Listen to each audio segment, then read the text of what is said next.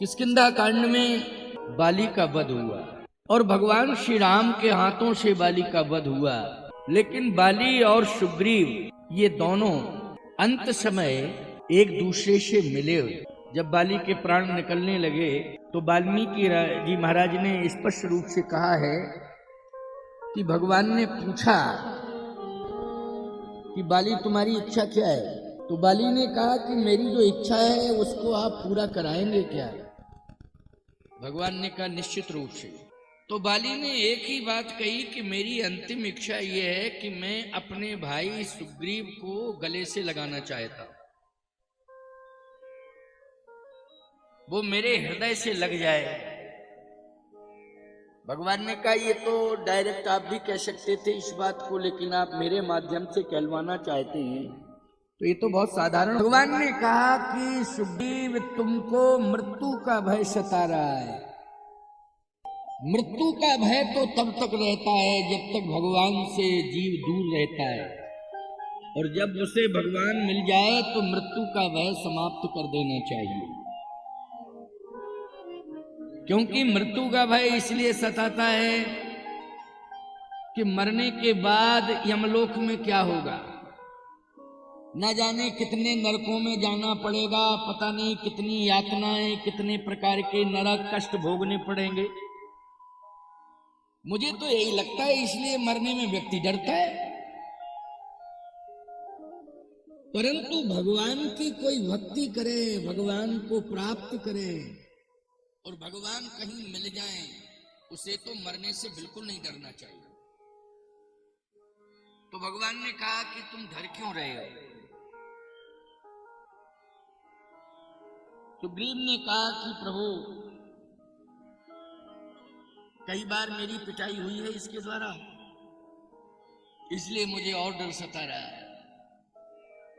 भगवान ने कहा नहीं, इसका हृदय बदल गया, हृदय में परिवर्तन आ गया है और ये बार बार इस बात को कह रहा है कि मुझसे भूल हो गई, मुझे क्षमा करो।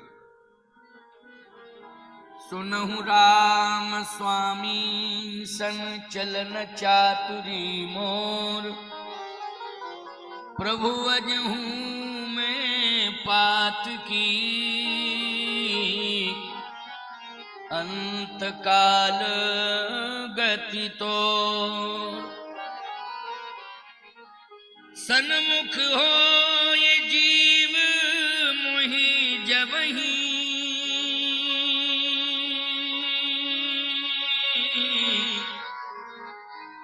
जन्म कोटि अघनाशहि तवहि।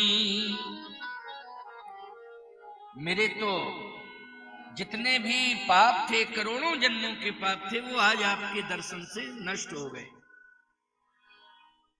अब मुझे कोई भय नहीं सता रहा है। तो फिर भगवान कहते हैं अपने भाई से क्यों मिलना चाहते हो ये बताओ। बाली ने कहा कि मरण उसी का सफल है जो विरोध समाप्त करके मरे। विरोध बढ़ा के कोई मरे तो निश्चित है कि नरक का गामी है। मरण उसी का सफल है जो विरोध को समाप्त करा देता है। कोई भी समस्या पैदा करके नहीं जाता है, सारी समस्याओं का समाधान करके जाता है, उसी का मरण सफल हो जाता है।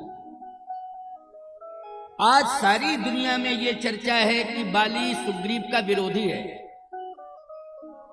देखो भाई कितनी अच्छी सोच है, इसलिए रामायण को पढ़ना चाहिए, क्योंकि सोच बदलती है। रामायण जो पढ़ता है उसकी सोच अवश्य ही बदलती है, सोच में बदलाव हो जाता है।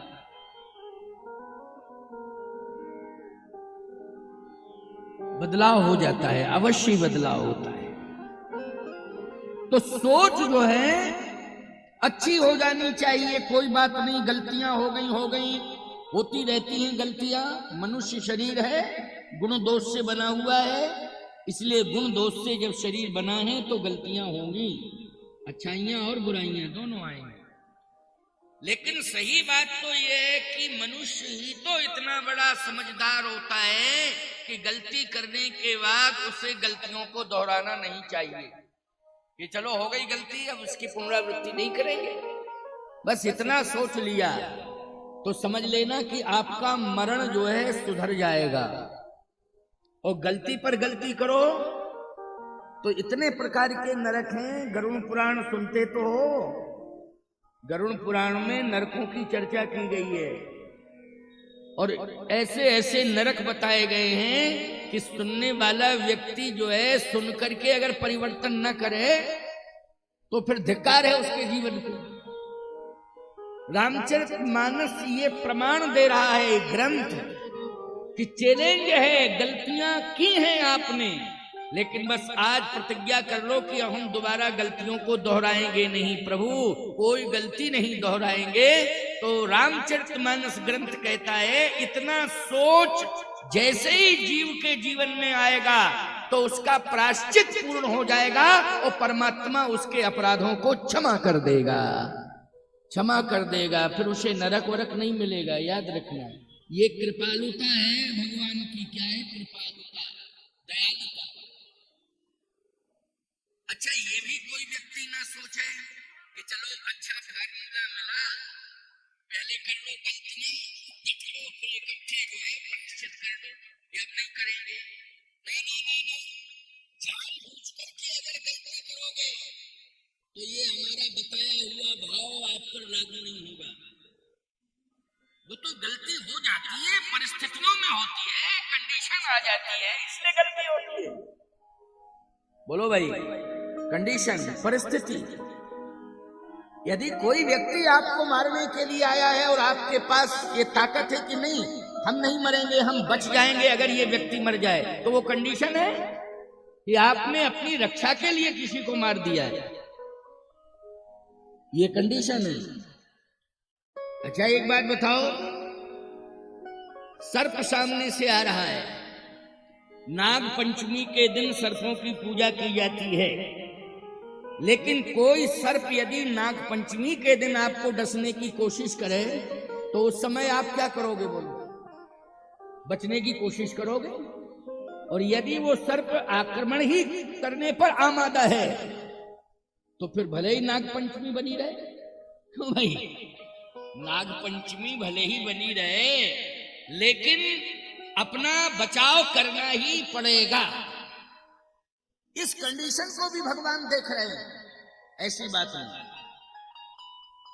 इसलिए परिस्थितियों के अनुसार कोई भूल हो रही है तो फिर ये प्रतिज्ञा कर लो कि अभी हम भूल का निदान कर रहे हैं, समाधान कर रहे हैं, लेकिन ये परिस्थिति दोबारा ना आने पावे मेरे सामने और मुझे कोई अपराध ना करना पड़े, इसके लिए हम सतत सावधान रहेंगे। भगवान से मैं प्रार्थना करता रहूंगा। इतनी पवित्र सोच यदि आपकी बन गई तो याद रखना, आपके पाप जो है परमात्मा नष्ट कर देगा, ये कन्फर्म। क्योंकि बाली के पाप नष्ट किए भगवान ने, राम बाली निज धाम पठावा। बोलो, पठाया कि नहीं? क्यों? उसने अंत में इस बात को कहा है, अब नाथ करे करुणा बिलोक, देव यही पर मांगो, जय जोनि जन्महु कर्म बसता, राम पद अनुराग हूं। ये प्रार्थना की है। इसका मतलब है कि उसने अपनी भूल को स्वीकार किया है, लेकिन वो कह रहा है कि मेरी इच्छा है कि प्रभु आप कृपा करके एक बार इस विरोध को समाप्त करा दीजिए। बस मैं हृदय से लगाऊं तो दुनिया वालों को ये बता दूं कि भाई से विरोध समाप्त, अब मैं जा रहा हूं। भगवान ने कहा, सुग्रीव मैं कह रहा हूं, आदेश भी मैं दे रहा हूं, डरने की जरूरत नहीं है, हृदय से लगो। अब भगवान कहेंगे तो मानना पड़ेगा। जैसे ही कांपता हुआ जा रहा है, डर रहा है, अब बाली ने जैसे ही देखा तो कहा, भाई डरो मत, डरो मत, मैं तो जा ही रहा हूं, लेकिन एक संदेश देके जा रहा हूं, उसमें तुम मेरा सहयोग करो। इतना कहते कहते उसने अपनी लंबी भुजाओं को बढ़ाया और सुग्रीव को हृदय से लगा लिया। जैसे ही हृदय से लगाया, भगवान ने कहा, अब तुम संतुष्ट हो गए, और क्या चाहते हो? कहे, प्रभु मैं यही चाहता हूं, अगले जन्म में भी अगर मुझे मिले तो सुग्रीव जैसा ही भाई मिले। भगवान ने कहा, सुग्रीव जैसा भाई मिले, ऐसा क्यों मांग रहे हो? बाली ने कहा, इतने पाप मैंने किए थे, इतने पाप मैंने किए थे कि भगवान तो मिलता नहीं, नरक मिलते, लेकिन आज मुझे भगवान मिले हैं तो न पत्नी की वजह से मिले, न पुत्र की वजह से, भाई सुग्रीव की वजह से मिले हैं। इसलिए ऐसा भाई मुझे चाहिए जो भगवान से मिला दे, जो भगवान से मिला दे। और तूने मेरे पाप भी नष्ट करवा दिए और भगवान का दर्शन करा दिया, और आज मैं तेरे कारण भगवान के धाम को जा रहा हूं। क्यों भाई, विरोध समाप्त हो गया कि नहीं? इतनी अच्छी सोच लेकर के गया और संदेश देकर के गया। राजतंत्र की परंपरा में कभी भी भाई राजा नहीं बनता है, राजा का बेटा ही राजा बनता है। अगर राजा का बेटा नहीं है, राजा के पास संतान नहीं है, अलग बात है, विकल्प किसी को चुन लिया जाए, लेकिन यदि बेटा है तो बेटा ही राजा बनेगा। लेकिन उसने क्या कहा है जानते हो? बाली ने पंपापुर की प्रजा से कहा है कि इस संपत्ति के मालिक प्रभु राम हैं, राम जिसे राजा बनाएंगे तुम सब उसी को राजा मान लेना, उसी के प्रति समर्पण कर देना। ये संपत्ति मैं राम को सौंप रहा हूं। किसे सौंप रहा हूं? राम को। तो किसी ने कहा कि संपत्ति राम को सौंप रहे हो, लेकिन संतान सड़कों पर घूमेगी। कहा नहीं नहीं, संपत्ति, संतान, पत्नी सब राम को सौंप रहा। इस छंद को जरा ध्यान से सुनना। अंगद से कहा कि तू इधर आ मेरे पास। अंगद का हाथ पकड़ लिया, कहा देख आज मैं तुझे कितनी बड़ी उपलब्धि दे रहा हूं।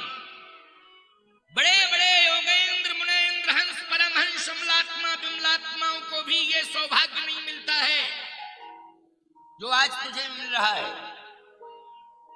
यजन भजन करने वाले तपस्वियों को भी वो सौभाग्य नहीं मिलता है जो आज तेरा पिता तुझे दे रहा है। हे प्रभु, ये पुत्र अंगद का हाथ में आपके हाथ में पकड़ा रहा हूं, इसको आप चरणों का दास बना लीजिए। बोलो सौंप दिया कि नहीं सौंप दिया भगवान के हाथ में? बस पत्नी से कहा कि तेरा पति तो जा रहा है, लेकिन पति चला जाए तो फिर नारी का धर्म कहता है कि जगतपति के चरणों में समर्पित हो जाए। उसका जीवन किसके चरणों में होना चाहिए? जगतपति के चरणों में। इसलिए आज जगतपति तेरे सामने खड़ा हुआ है। रोना नहीं, रोना नहीं, जगतपति खड़ा हुआ है। तेरे पुत्र को भी मैंने जगतपति के हाथ में सौंप दिया और तुझे भी मैं सौंप रहा हूं। बोलो इससे बड़ा सौभाग्य और क्या हो सकता है? माँ बेटे दोनों भगवान के हाथ में। अब भगवान से अच्छा कौन संभाल सकता है? बोलो भाई, भगवान से अच्छा कोई नहीं संभाल सकता है। गुरु पितुमात न जानो काऊ, कहूं स्वभाव नाथपति आऊ, मोरे सबई एक तुम स्वामी, दीन बंधुर अंतर यामी।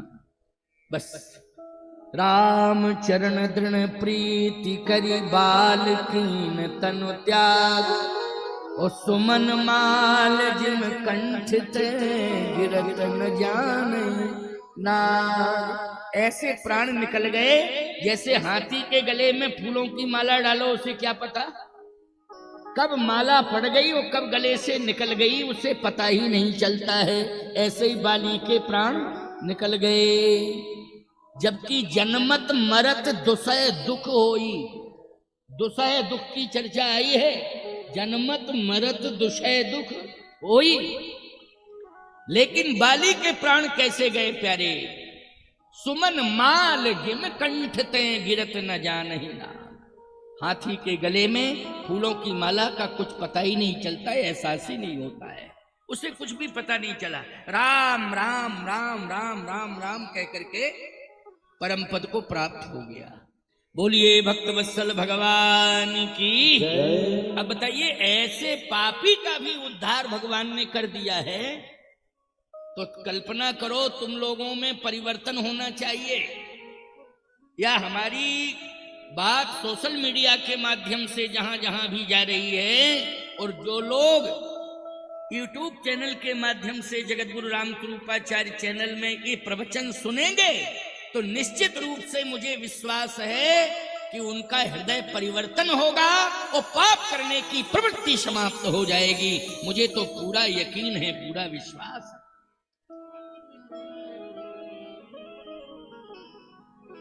प्यारे, जब पति गया तो निश्चित है कि परमात्मा भले ही खड़ा हो, लेकिन पति सामने जा रहा, पत्नी के तो रोएगी, आंसू बंद ही नहीं हो सकते हैं।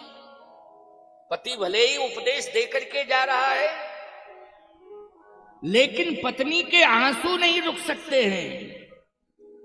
बाली गया और तारा के आंसुओं की धार लगी है, ऐसे आंसू निकल रहे हैं तारा के झरझर झरझर, जैसे सावन भादों में पानी की झड़ी लग जाती है, ऐसे आंसू निकल रहे हैं। वाह, भगवान पहुंच गए तारा के पास। देखो, जब कभी कोई घटना ऐसी मृत्यु वाली होती है तो लोग समझाने वाले आते हैं। कौन? मोहल्ला के लोग समझाते हैं, रिश्तेदार समझाते हैं, लेकिन धन्य है तारा, स्वयं परमात्मा समझाने के लिए पहुंच गया कि मैं तुझे समझाता हूं।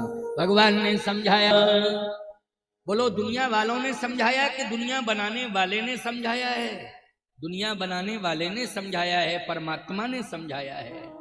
कितनी बड़ी बात है प्यारे। मैं कहता हूं कि बिगड़ गया है तो बनाने की कोशिश करो, बिगड़े हुए में बिगाड़ने की कोशिश मत करो। संभल जाओ, सुधर जाओ, इतना ज्यादा ऐंठो मत, इतना ज्यादा परेशान मत हो। भगवान बड़े कृपालु हैं, दयालु हैं। ये किष्किंधा कांड का प्रसंग गवाही दे रहा है, साक्षी है कि यदि आप पुनरावृत्ति नहीं करोगे पापों की, गलतियों को दोहराओगे नहीं, तो जो भी बिगड़ गया है वो सब बन जाएगा और आपका परलोक भी बन जाएगा, आपका परिवार भी संभल जाएगा। सब कुछ ये किष्किंधा कांड ने शिक्षा दे दी। इस कांड ने दी, किष्किंधा कांड ने